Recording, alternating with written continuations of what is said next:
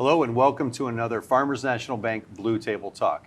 I'm Kevin Helmick, President and CEO of Farmers National Bank, and I'm joined once again today by CEO of the United Way of the Mahoning Valley, Bob Hannon. Kevin, great to see you. It's a pleasure to be here, and it just seems like it was yesterday we were here talking about a very challenging campaign. Fortunately, we were able to step up to those challenges. Appreciate your support in chairing campaign, and when we look at the numbers, we talked about potentially a $2.5 million campaign, and then I thought, well, we could get to 2.8, maybe 2.9, and fortunately, we were able to announce a campaign that exceeded $3.3 million and exceeded all of our expectations. And to put it in perspective, Kevin, that'll be our second best campaign in our 101-year history. Last year was our centennial, and we had some special gifts, so I knew we wouldn't top that campaign. Mm-hmm. But to get to 3.3, there's a lot of factors. We appreciate you taking on the challenge. Did a great job here with the campaign at the bank. But to take on campaign chair during a pandemic, we could have gone the other way. You would have been like, wait a minute, Bob, I don't know if I want to do this. So thanks for your support as well. Oh, yeah. On behalf of farmers, we were honored to be a part of it and knew that there were some challenges ahead of us. And to be honest, if I look back, talking with your team, we didn't know how we were going to overcome some of those hurdles.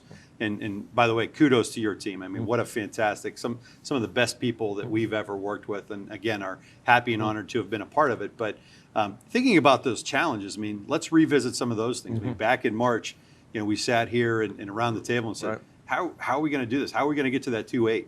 How are we going to get to the 2.5? So. Well, the first thing, we do several events in the spring.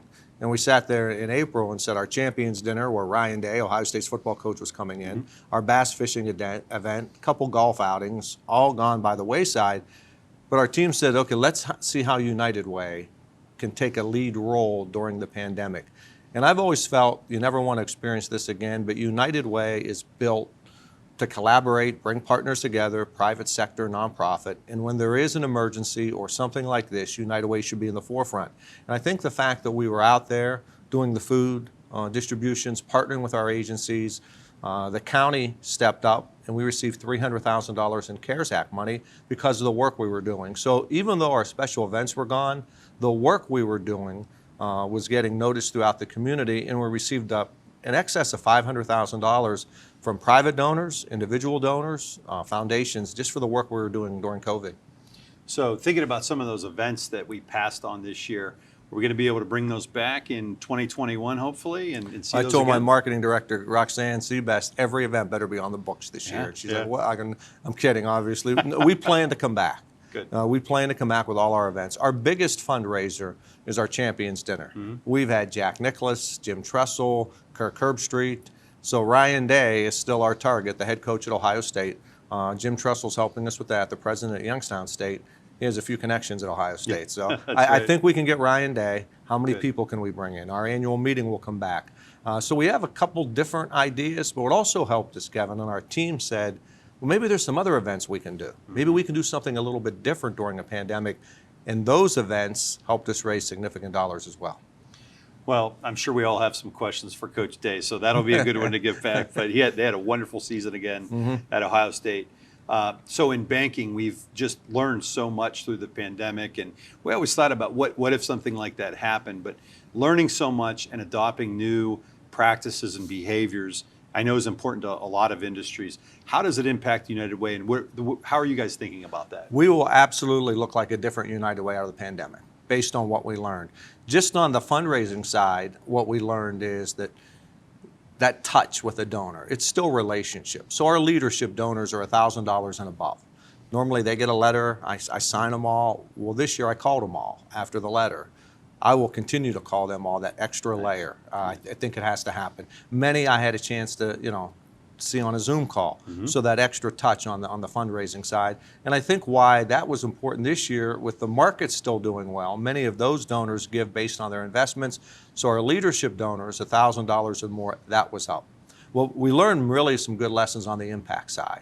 Our Saturday Day of Caring, which takes food monthly to shut-ins, that will continue as long as I'm at United Way. We continue to learn we need to increase our volunteer base. We need to connect with volunteers. And what we really learned is these high school kids all want to be involved. At our food distribution, we've had Boardman, we've had Camel, we've had Canfield. I'm probably missing some schools. The Youngstown State football team came down one Friday. We thought we were going to be there 3 hours packing food.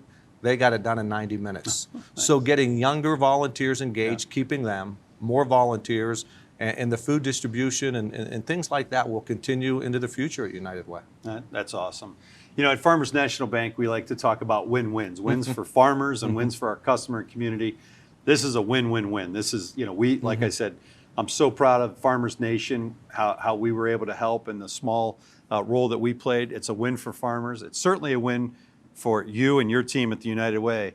Especially, it's a win for the Mahoning Valley. And once again, congratulations. I know we couldn't have been more proud of being involved. So love to have you back on. Thanks. Anytime. And our staff feels the same way about your team. It was seamless. Your crew was easy to work with, and we're able to get it done. And I'll close by saying you added a lot of exposure for us, whether it was the Business Journal or you getting out there. And I sincerely mean it. When people like you and Ed Moransky and Gary Morozic and Chris Sammartino spread the word, it adds to the work we do at United Way. It adds to the credibility we're trying to accomplish. So thanks again, and we really appreciate it. You bet it. Well, you know, we're a partner long-term, beyond just this year. So once again, I'd like to thank Bob Hannon, CEO of the United Way of the Mahoning Valley, for coming into another Blue Table Talk.